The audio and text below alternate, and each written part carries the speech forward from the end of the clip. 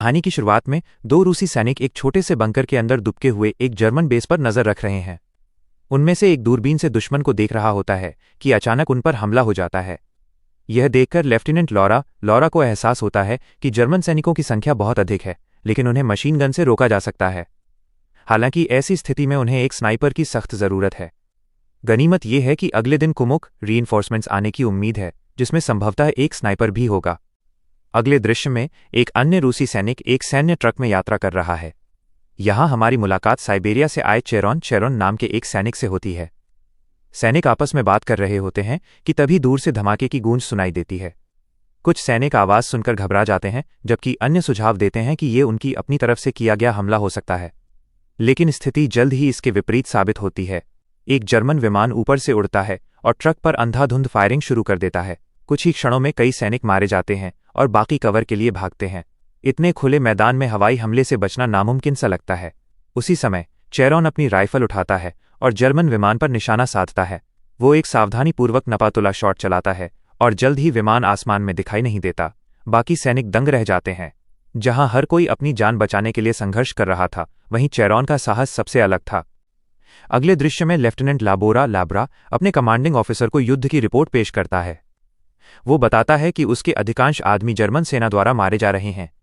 उन्हें तत्काल कुमुक और सबसे महत्वपूर्ण एक कुशल स्नाइपर की आवश्यकता है। अधिकारी जवाब देता है कि हर जगह सैनिकों की भारी कमी है, जिससे कुमुक का इंतजाम करना लगभग असंभव है। ऐसी परिस्थितियों में वो नहीं जानता कि वो लेफ्टिनेंट लाबोर को मदद कैसे भेज सकता है। मेजर ने एक रिपोर्ट मिलने का उल्लेख किया कि किसी ने एक जर्मन विमान को मार गिराया है। हालांकि वो नहीं जानता कि किस स्नाइपर ने यह कारनामा किया। यदि वो स्नाइपर मौजूद होता तो उसे उनकी यूनिट में तैनात किया जा सकता था। भले ही मेजर को इसका एहसास ना हुआ हो, लेकिन आप शायद अंदाजा लगा सकते हैं कि वो सैनिक कौन था। उनकी चर्चा के दौरान एक सैनिक प्रवेश करता है और रिपोर्ट करता है कि बेस पर 4 सदस्यों की एक कुमुक टीम पहुंची है। वो बताता है कि समूह में और भी सैनिक थे, लेकिन बाकी जर्मन सेना द्वारा मारे गए। अधिकारी पूछता है कि क्या उन चारों में से कोई स्नाइपर है। सैनिक जवाब देता है कि उनमें से कोई भी स्नाइपर नहीं है। यह सुनकर लेफ्टिनेंट लाबोरा निराशा में चले जाते हैं। अगले दृश्य में निकोलाई नाम का एक अन्य रूसी सैनिक बंकर के अंदर अपनी बेटी की याद में एक गाना गा रहा है। पास ही लेटा एक साथी सैनिक, जिसका नाम मेल है, चुपचाप गाना सुन रहा है। लेफ्टिनेंट लाबोरा वहां पहुंचते हैं और जर्मन विमान द्वारा हुए नुकसान के बारे में पूछते हैं। सैनिक बताते हैं कि हमले में उन चारों को छोड़कर बाकी सभी मारे गए। वे कहते हैं कि अगर चेरोन ने विमान पर गोली नहीं चलाई होती तो वे भी नहीं बचते।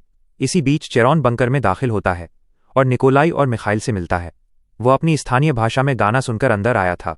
इससे उसे समझ आया कि गायक उसके अपने लोगों में से एक था, इसलिए वो उससे मिलना चाहता था। जब निकोलाई और माले बात कर रहे होते हैं, तभी अचानक एक सार्जेंट प्रकट होता है और चेरोन को बुला ले जाता है।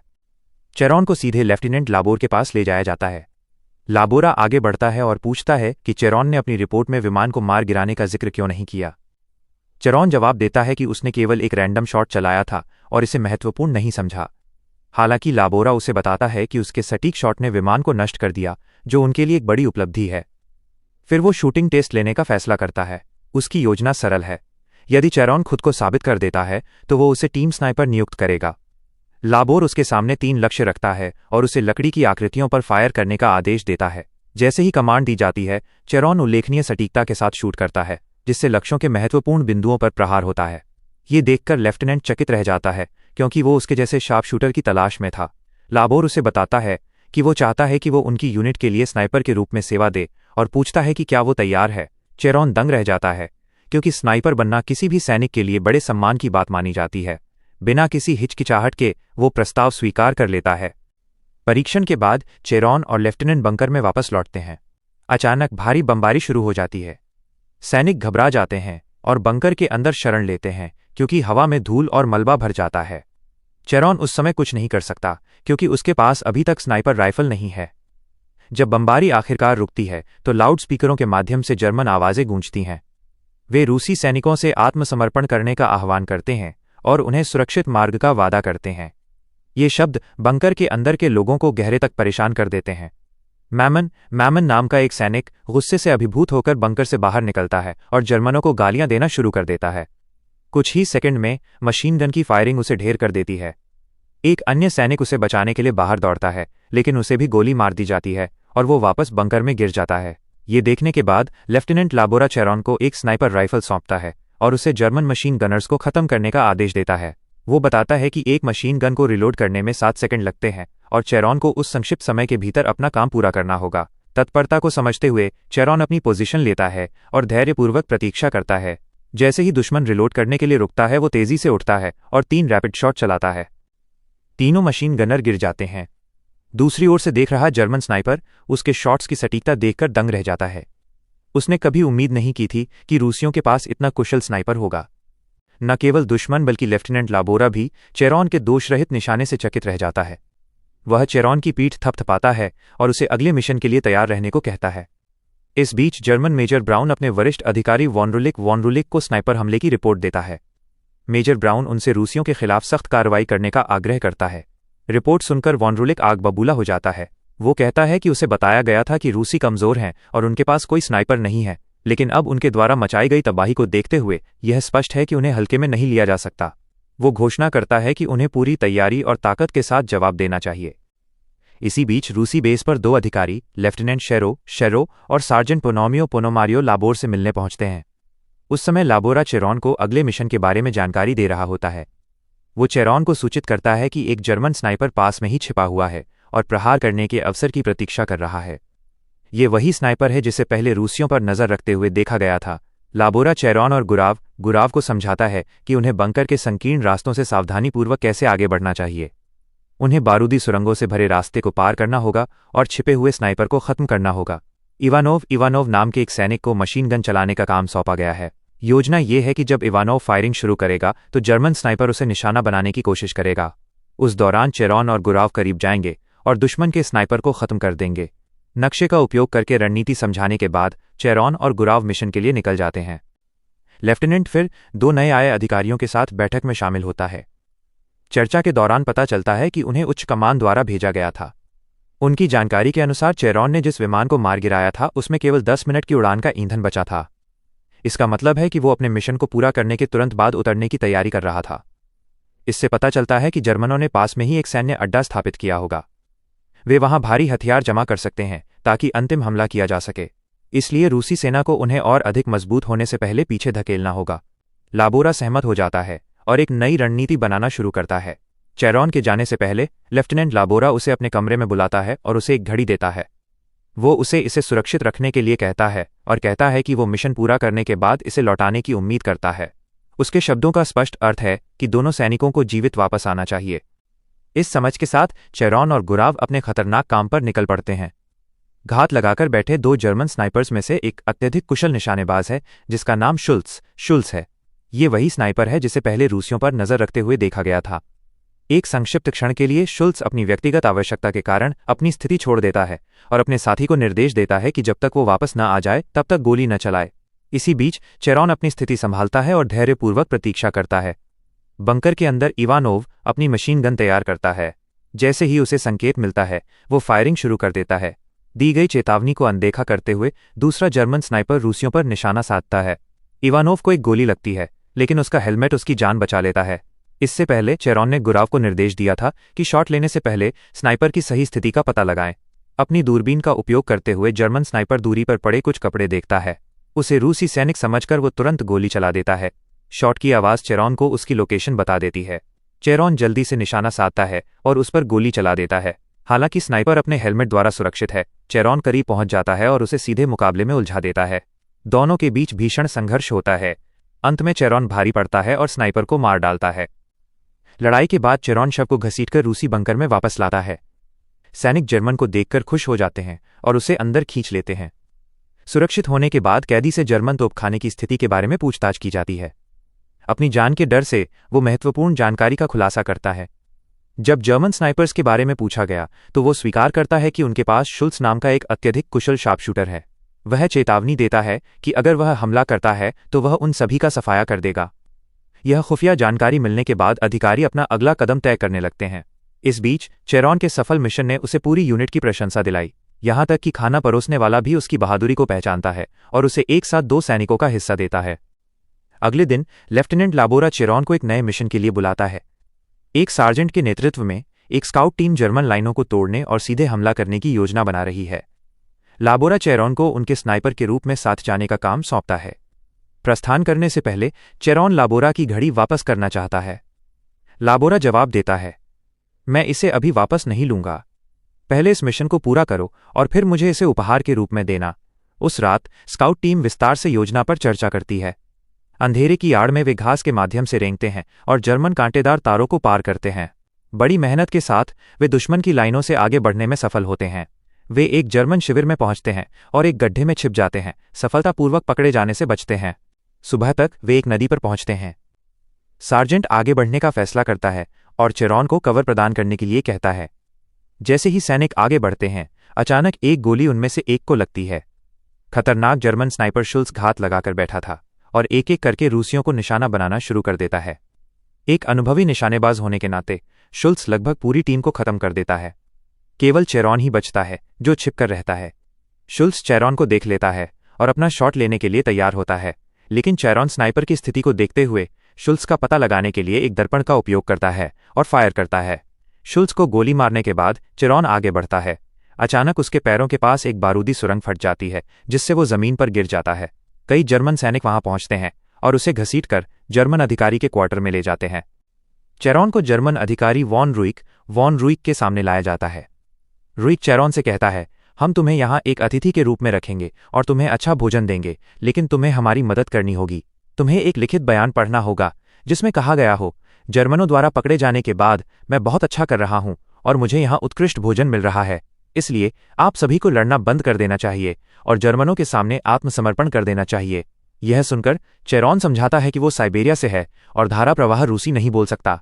वो आगे कहता है कि उसकी यूनिट के लोग रूसी बहुत कम समझते हैं, इसलिए वो कहता है, मैं अपनी स्थानीय भाषा में बोलना चाहता हूं। जर्मन अधिकारी सहमत हो जाता है।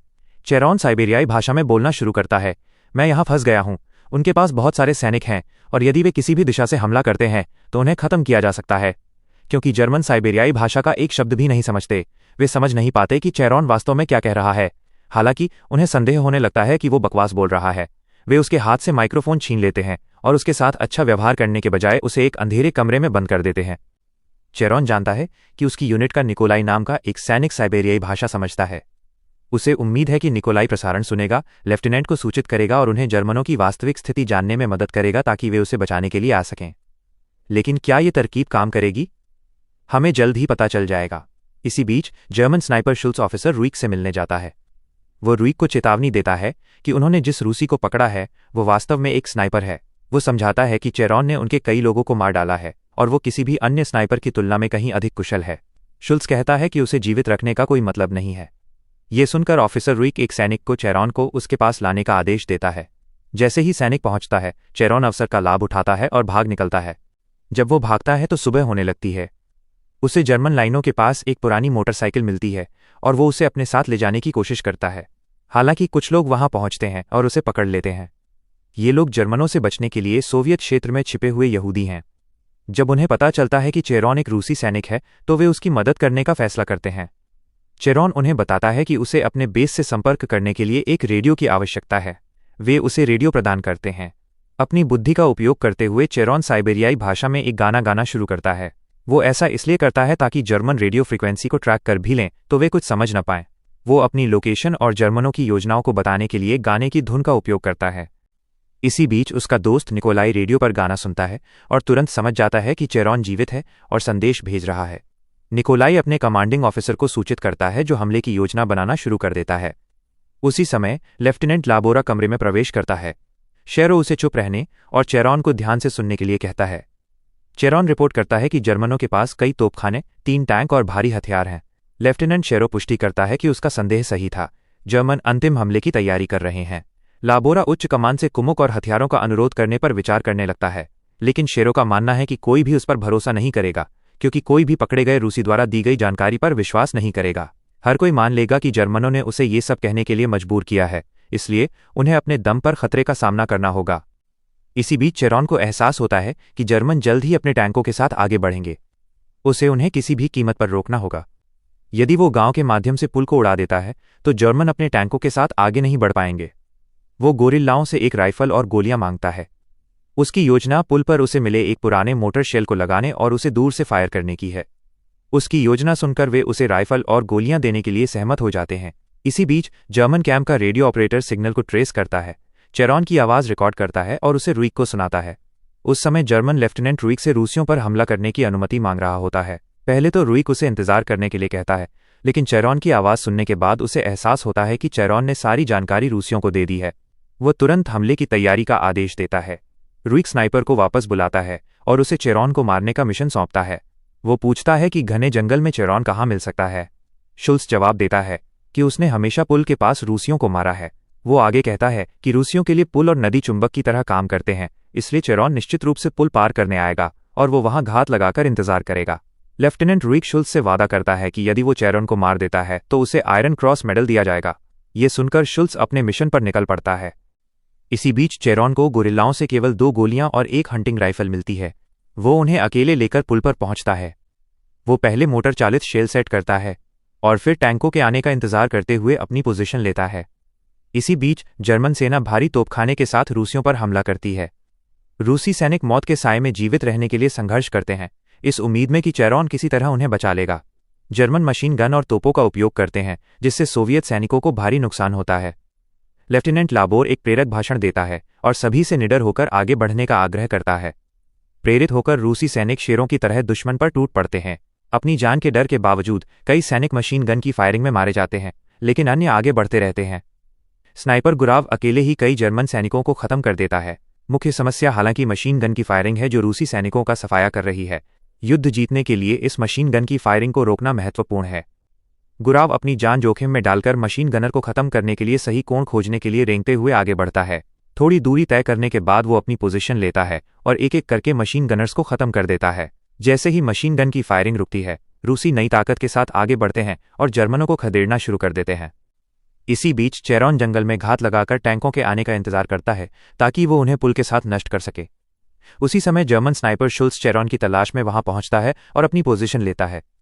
जैसे ही जर्मन टैंक पुल के पास पहुंचते हैं, चेरॉन अपनी हंटिंग राइफल से फायर करता है, लेकिन चूक जाता है। शॉट सुनकर शुल्स चेरॉन का पता लगा लेता है।